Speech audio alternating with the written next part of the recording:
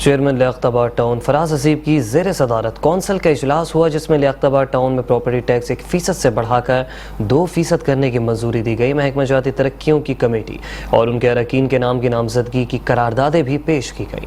Chairman لیاقت آباد town فراز حسیب کی vice chairman اسحاق تیموری کے ہمراہ ٹاؤن میونسپل کارپوریشن کے اجلاس کی صدارت۔ گزشتہ اجلاس کی رودات کی منظوری کے ساتھ مختلف قراردادیں پیش کی گئیں، جس میں ٹی ایم سی لیاقت آباد میں واقع پراپرٹیز پر ٹیکس 1% سے بڑھا کر 2% کی منظوری دی گئی۔ بلدیاتی قوانین کی خلاف ورزی کرنے والوں سے جرمانوں کی وصولی کے لیے انسپیکٹر کی تعیناتی کی گئی۔